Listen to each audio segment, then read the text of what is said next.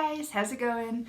Today's video is going to be the childhood writing tag. This tag was originally created by CrisTeenWriter and I was tagged by Naley Gonzalez. I'm going to leave both of them linked down below and all of the questions if you guys wanted to do this tag, but I am very excited for it because it's a lot of things that I haven't thought about in a while or haven't looked back on in a while, so I'm just excited for this tag and I've been having a lot of fun watching other people do them lately, so without further ado, let's just get into the questions. Question number 1, when and why did you start writing?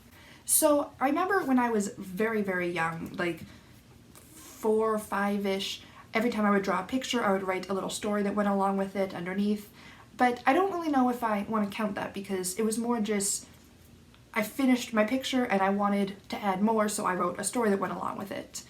Aside from that, I think I was 8 years old, sort of like I guess a Lord of the Rings fan fiction. Lord of the Rings was my favorite book. I read it for the first time when I was 4 years old. It was my dad's favorite book, and I wanted my dad to be able to experience Lord of the Rings in a different way, so I wanted to rewrite Lord of the Rings but with my dad joining the cast of characters. And I didn't get very far into it at all because Lord of the Rings is a really big book, and also that's just a huge undertaking and I was very young and did not have the attention span for that. But yeah, that was the first thing that I remember actually writing. I remember it was orange construction paper and some pieces of loose leaf, and I folded it in half so it looked like a book and I stapled it and I started writing in it. I only got, I think, probably like 5 pages, and also I wrote really big at the time, so 5 pages was probably like a paragraph. But yeah, that was the first thing that I remember writing, and I guess the reason for why I wrote it is because I wanted my dad to be able to re-experience his favorite book in a new way. Question number 2, what is the first story you remember writing? I probably should have reread the questions before I did this because I just answered that question. So yeah, the first story I remember writing is the attempted Lord of the Rings retelling with my dad as a main character. Question number 3, what is the first full project you finished and when? So that would be my NaNoWriMo 2013 project, which was my first NaNoWriMo as well, and that was Fear's Air. This book is going to hold such a special place in my heart forever because, first of all, it's the first book I ever finished and that is so amazing to me, but also it's terrible. I didn't realize revisions were a thing. I thought that you could just do some quick line edits and call it a book. No.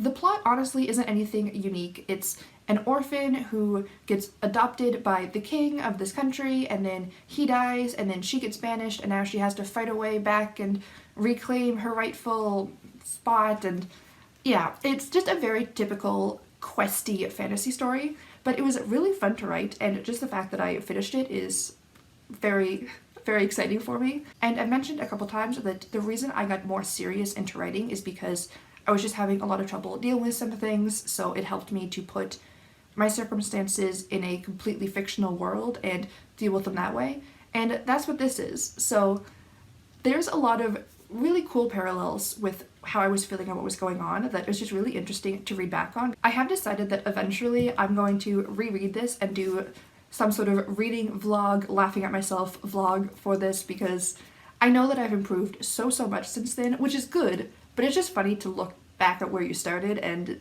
see how everything that you thought was really good is not. But yeah, this was the first story I ever finished, and even though it's not a good story, I'm still hella proud of it. Question number 4, what genre did you most enjoy writing as a child, and has it changed over time? I have always really loved fantasy. I probably will always really love fantasy. It is just my absolute favorite. I love reading it, I love writing it, and yes, Ripley.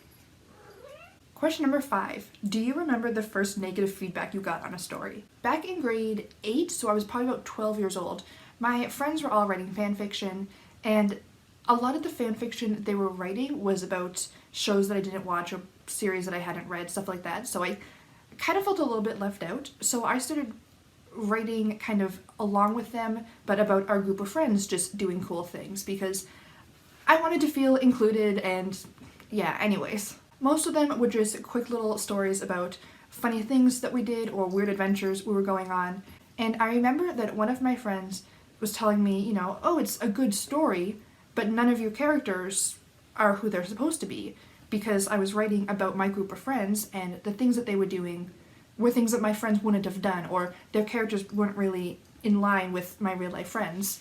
And I remember at the time feeling so sad because it meant that, I don't know, I sucked at characters and that I was never going to write a believable story and all that.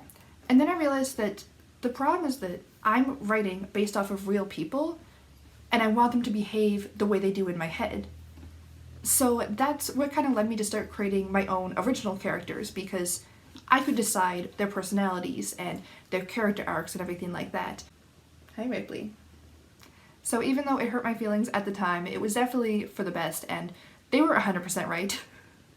Question number 6. Who is your favorite character you wrote as a kid?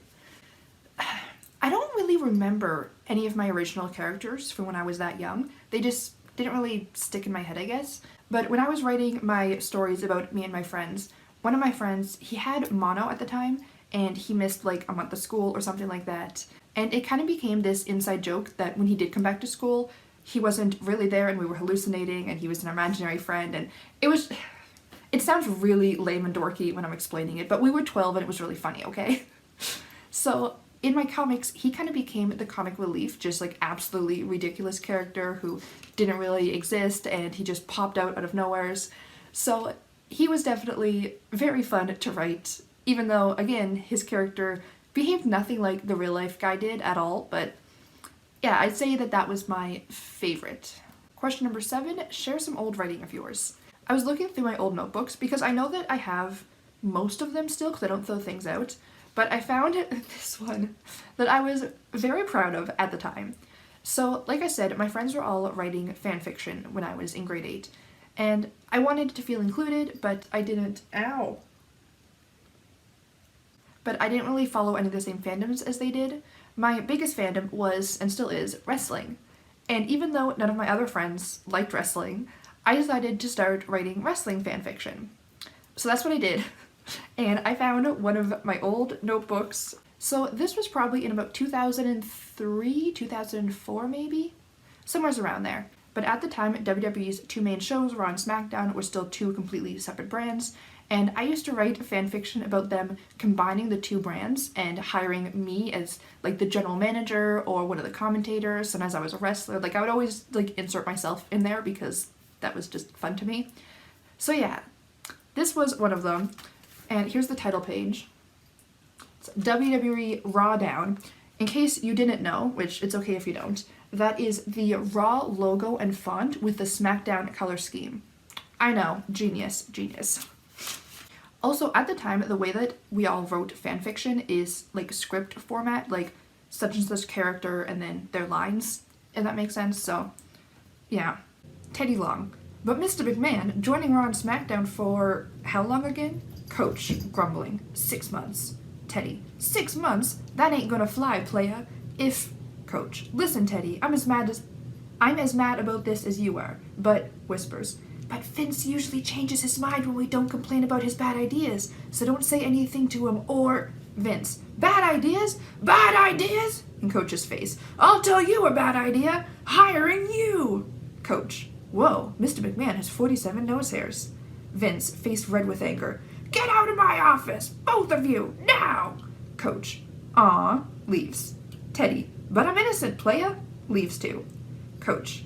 So, Teddy, which one of us do you think will be the new GM of... what's it called?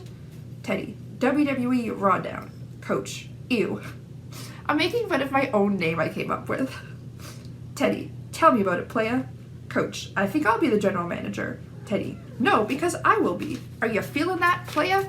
Also, Teddy Long says player a lot. I'm not just being a weirdo, but he doesn't say it nearly that much. Coach. No, I'll be the GM. Voice behind them. No, neither of you, because I am the GM. Vince just told me. Coach and Teddy. Turn around. Stone cold. Me, Sheriff Austin. Coach. You mean runs away. Teddy. What? What you worried about, playa? Stone cold. Coach and I have had some problems, you could say, in the past. Teddy. Alright, playa, you're odd. Stone cold. Now, I'm off to drink beer. I mean, make sure no one's breaking the law. Yeah. Leaves. It's so bad. So that was the opening to the soon to be best-selling story, WWE Raw Down. One of these days I'll also make a video reading all of my old terrible things because it got way worse than that, but let's just get back to the tag questions, okay? Question number 8. What parts of your writing have improved since then? All of them. So now I actually write in paragraphs instead of just script. So I have description and I have other things and actions, so that's pretty cool. My actual story crafting is a million times better.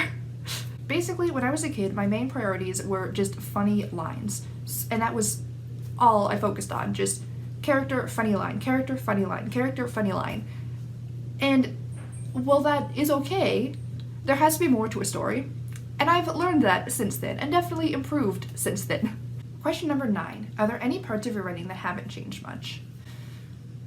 So I've been thinking about this one for a little bit, and I think the thing that hasn't changed is that I write my stories for me. That one, for example, is a wrestling fan fiction that I only share with my friends, and they don't watch wrestling, but I like it and I think it's funny, so I'm writing it for me.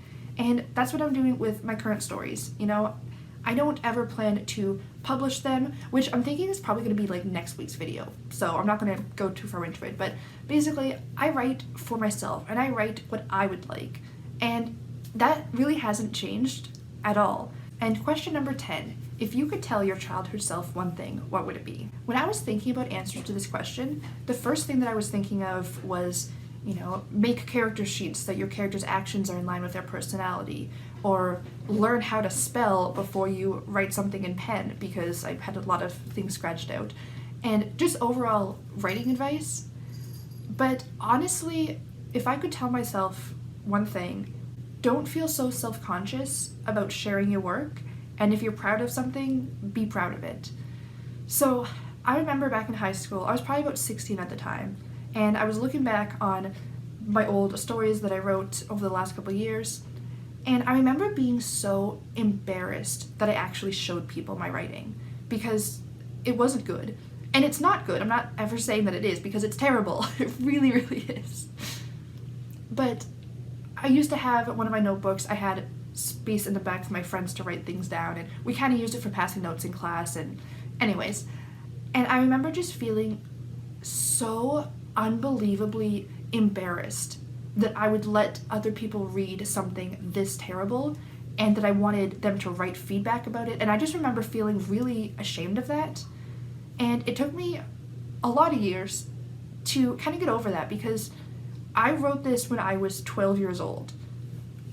It's okay that it's terrible, and all of my friends were also 12 years old. Their stuff wasn't really much better.